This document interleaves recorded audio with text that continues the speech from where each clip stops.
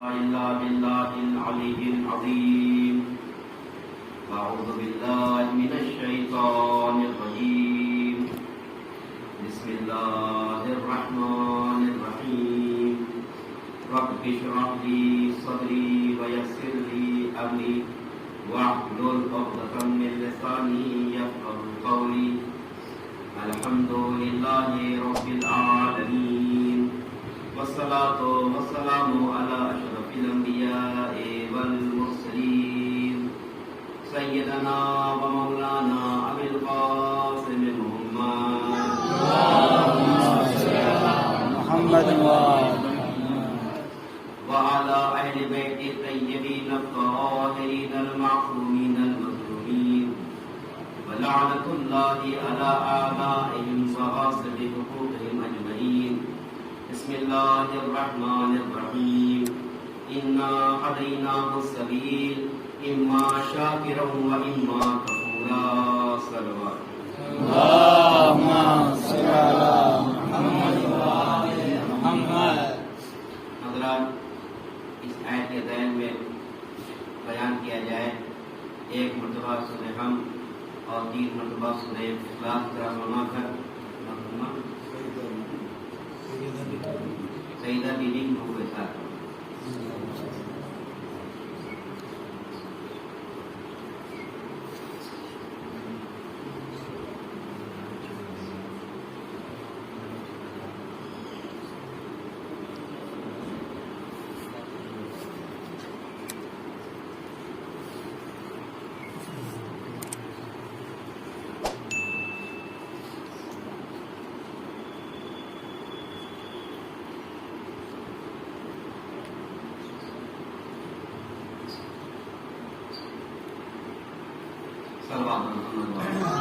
اللهم صل على محمد وآل محمد.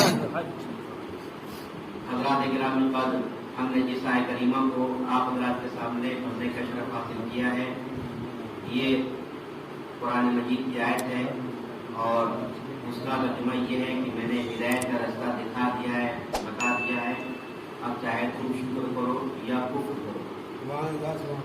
اور آپ دیکھیے یہ انسانی زندگی میں 2 جز بہت اہم ہیں. انسان یا تو ہدایت یافتہ ہوتا ہے یا تو انسان گمراہ ہو جاتا ہے.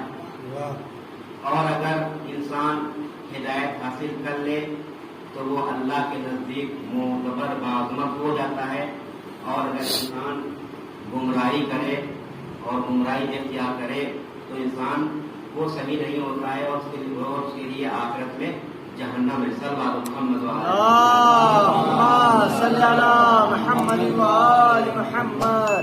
ہدایت و گمراہی میں انسان کے اندر اس دور میں جو سب سے بڑا عیب ہے وہ حسد ہے، جو ہم لوگوں کے درمیان پایا جاتا ہے. حسد کے معنی جلن. حسد اور غبطے میں بہت فرق ہے. حسد یہ کرنا صحیح نہیں، غبطہ اگر انسان کرے تو بہتر اور مناسب ہے. اور حاسد کرنے والا اس کی مثال ایسی ہے کہ وہ اندر سے جل جل کر مر جاتا ہے، جس طریقے سے دیمک لکڑی کو کھا جاتی ہے. جو حاسد ہوتا ہے، اب آپ دیکھیے حاسد اور پاگل میں کوئی فرق نہیں ہے.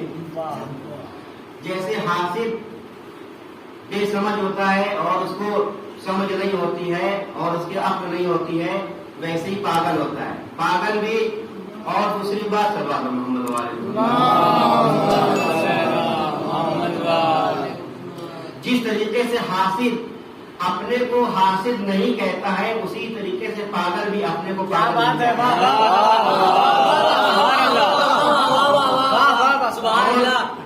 جو اہم بات یہ ہے، اب آپ دیکھیے حاسد کی شناخت کیا ہے. جب کوئی اگر حاسد ہے اور ہم سے چل رہا ہے تو اس کی پہچان کیا ہے؟ ہم کو کیسے معلوم ہوگا کہ یہ حاسد ہے، یہ جلنے والا ہے؟ اب آپ دیکھیے اس کی 3 علامتیں ہیں. پہلی تو یہ ہے، انسان جب منہ پر آئے گا تو کہے چاپلوسی کی باتیں کرے گا. چاپلوسی کی بات کرے گا اور پیٹھ پیچھے غیبت کرے گا. اور جو تیسری بات ہے کہ خوش ہوتے ہوئے روتا ہے. اگر کوئی مومن آدمی اور پریشان ہے تو کیا جو حاسد ہوگا وہ خوش تو ہوگا لیکن وہ دل میں خوش ہوگا. توجہ بھی دو. لیکن اگر کوئی حاسد ہے اور ایک مومن آدمی ترقی کر گیا, اس کو ترقی جو مل گئی, تو حاسد جو ہوتا ہے وہ روتے ہوئے خوش ہوتا ہے. وہ روتے ہوئے خوش ہوتا ہے. توجہ بھی دو. اب آپ دیکھیے ہم کو اس کی مثال غدیر میں ملتی ہے. ملتا ہے کہ منہ پر چاپلوسی کر رہا تھا اور پیٹھ پیچھے برائی کر رہا تھا اور لبوں پر بخین بخین تھا.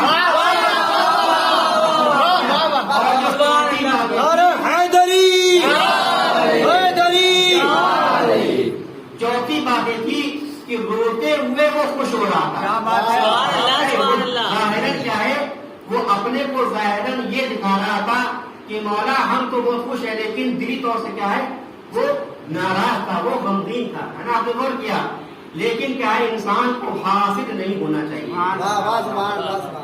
انسان کو غبطہ کرنا چاہیے. اب آپ دیکھیے, لہذا ہدایت میں سے ایک بہترین ہدایت یہ ہے کہ انسان حسد نہ کرے.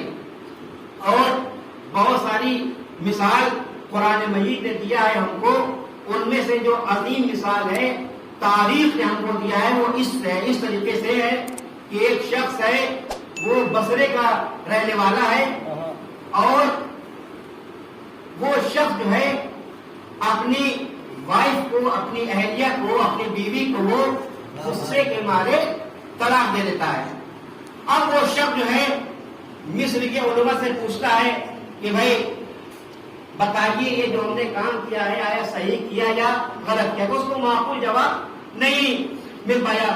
تو اس نے کہا کہ بھائی اگر آپ کو معقول جواب جو ہے نہیں مل پا رہا ہے, لوگوں نے کہا کہ آپ جائیے مدینے میں, ابھی وارث رسول زندہ ہے. وارث رسول زندہ ہے. تو یہ واقعہ بھی چھٹے امام جعفر صادق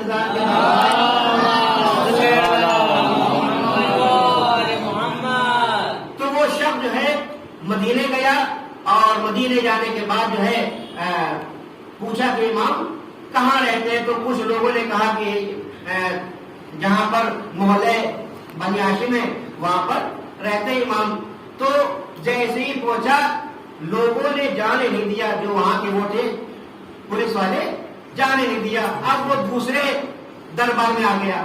جب آ گیا تو کہا کہ ایک کسی درباری نے کہا کہ اب یہاں پر رسول کے چاہنے والے نہیں رہتے ہیں, یہاں پر رسول کی وفات کے بعد یہاں پر ماحول بدل گیا, اب آپ محلے بنی ہاشم آپ کو جانا پڑے گا. پھر وہاں سے پلٹا. اب پھر اس کو چوراہے پر رستے میں لوگ میلے روکنے والے.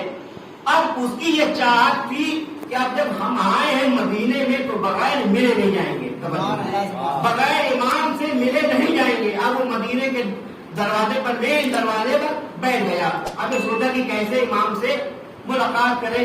اب وہ اسی حال میں منتظر کا کیا دیکھا کہ ایک سبزی فروش, سبزی بیچنے والا اس کے پیچھے سے آیا, اور آنے کے بعد جو ہے سارا واقعہ بیان کیا کہ ابھی ہم کو امام سے ملنا ہے, اور ایسا کرو تم وہاں روز محلے بنی ہاشم میں جاتے ہو, تم اپنے سارے کپڑے بھی ہم کو دے دو اور سبزی بھی ہم کو تم ہمارے ہاتھ بیچ دو. اس شخص نے ساری سبزی ہے بیچ کے اس شخص کو دے دیا, اور کپڑے بھی جو ہے اتار کے دے دیا, اور کپڑے بدل دیا. اب آپ دیکھیے یہاں سے ایک بات ثابت ہوتی ہے کہ امام کے جانے والے سبزی فروش تو ہو سکتے ہیں لیکن ضمیر فروش بہرحال اس نے جو ہے کپڑے بدلا. بدلنے کے بعد اب وہ سبزی والا بن کے گیا. اب جیسی محلے بنی ہاشم میں پہنچا تو لوگوں نے پوچھا کہاں جا رہے ہو. اب اس نے کہا کہ امام سے ملنا ہے, ہم کو امام سے ملنا ہے. اب بیچارہ گیا, دروازے پر پہنچا. پہنچنے کے بعد جیسے ہی دروازہ کھلا وہ شخص اندر گیا. جیسے امام پر نظر پڑی وہ خوشحال ہو گیا اب چونکہ اس کو امام کی زیارت کرنا تھی، امام نے فوراً کہا، چونکہ امام کو علم غیب ہوتا نا، امام نے کہا کہ جو تو نے کام کیا ہے وہ صحیح نہیں کیا ہے، کیا بات ہے، جو تو نے کام کیا ہے وہ صحیح کام نہیں کیا ہے۔ کام والا کیا آپ کو معلوم ہے؟ اگر معلوم نہ ہوتا تو ہم امام کیسے؟ کیا بات ہے، وہ شخص جو ہے بہرحال امام کے پاس بیٹھا اور بیٹھنے کے بعد کہا کہ جو تم نے کام کیا ہے وہ حرام حالت میں کیا ہے، اور حرام کام حلال کام یعنی حرام کام جو ہے وہ حرام کام جو ہوتا ہے، حرام کام کی حالت میں حلال کام بھی نہیں ہو سکتا ہے۔ آپ نے غور کیا کیوں؟ چونکہ امام نے یہ فرمایا، اور فرمانے کے بعد اب وہ شخص جو ہے وہاں سے چلا۔ جب وہ بسرے گیا، لوگوں نے پوچھا کہ بھئی کیا ہوا، تم نے پوچھا؟ کہاں بھی پوچھا ہم نے، تو مولانا نے کہا کہ جو تم نے کام کیا ہے وہ غصے کے عالم میں کیا ہے، کیونکہ غصے کے عالم میں کوئی بھی کام کرنا صحیح نہیں ہے۔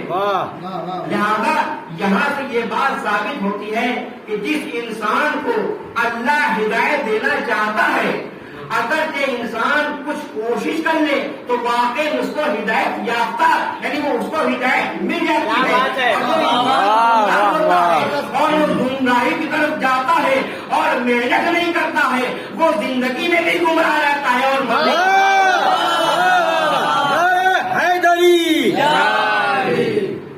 یہاں تک کیا ہے، انسان کو اگر ہدایت یافتہ ہو تو کیا ہے، محنت کرے، مشقت کرے۔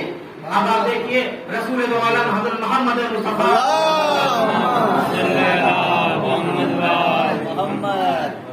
کیسے لوگوں کے ساتھ پیش آتے تھے، کیسے ہدایت دیتے تھے۔ اب آپ دیکھیے پیغمبر اعظم مدینے کے بازار میں کھڑے ہیں، دیکھا کہ یہ کنیز رو رہی ہے، اور آپ جو ہے اس کے پاس گئے، بھائی کیا وجہ ہے، تم کیوں رو رہی ہو؟ اب کنیز نے کہا کہ اے حجت خدا، ہم آئے تھے، ہمارے مالک نے سبزی کے لیے بھیجا تھا کہ جاؤ تم بازار سے سبزی لے آؤ، لیکن اتفاق سے ہمارا پیسہ کھو گیا ہے، اب ہم کیا کریں، ہم جائیں گے تو ہمارا مالک ناراض ہوگا۔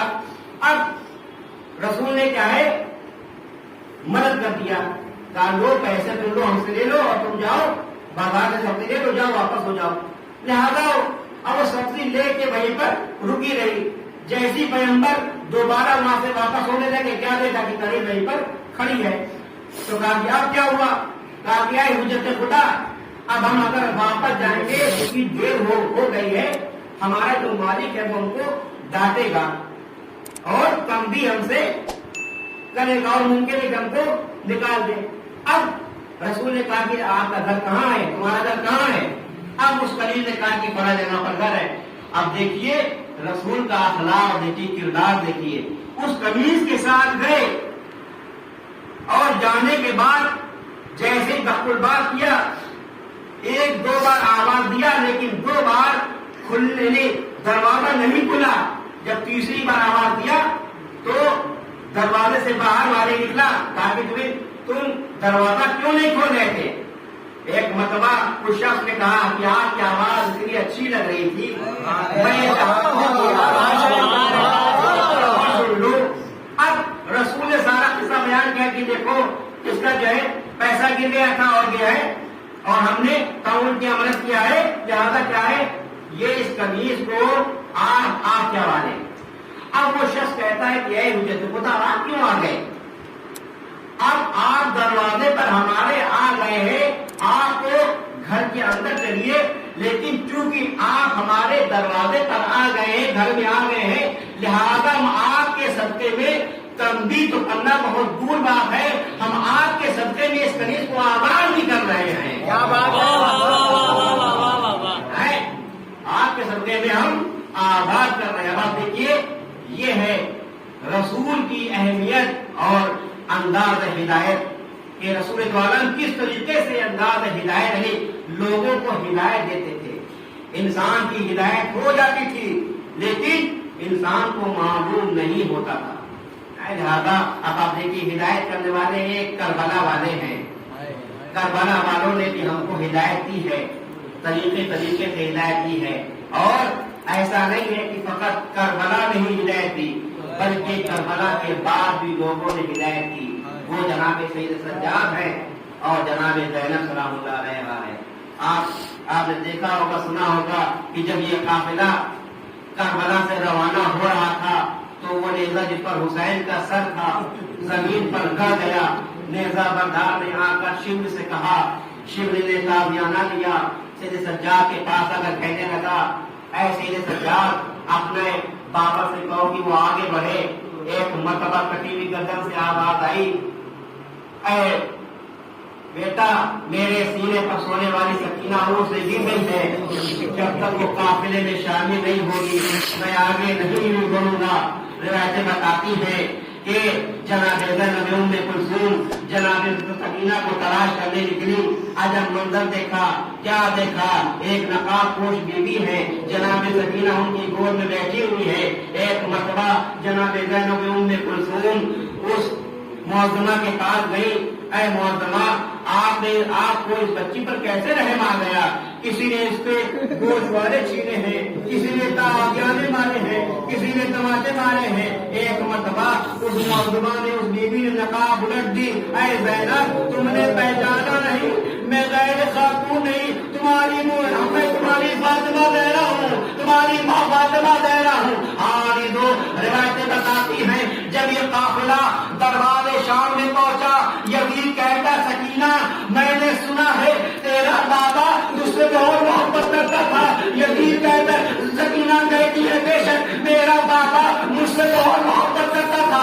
یزید کہتا سکینہ یہ بات میں اس وقت صحیح سمجھوں گا جب تیرے بابا کا سر تیری گود میں چلا، یہ سننا تھا۔ سکینہ نے چلا ہوا دامن پھیلایا، کہا بابا میری گود میں چلے آؤ، آپ کی محبت کا امتحان ہو رہا، یہ سننا تھا۔ کشتے کلا سے سر حسین بلند ہوا، سکینہ کی گود میں آ گیا، سکینہ نے منہ پر منہ رکھ دیا، اے بابا آپ کے بعد ہمارے کاروں سے کھول کھول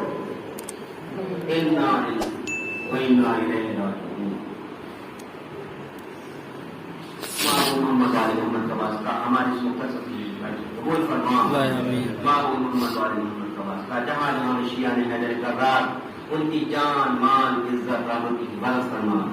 محبوب محمد علی محمد کا واسطہ جو بیمار ان کو شفاء کلی میں فرما۔ محبوب اس مرحومہ کے لیے اس برپا کی گئے ان کے درجات بلند بلند کر فرما۔ محبوب ان کو جوار معصومین میں دکھائی نہیں فرما۔ محبوب محمد علی محمد کا واسطہ دعا میں دعا یہ ہے کہ امام آخر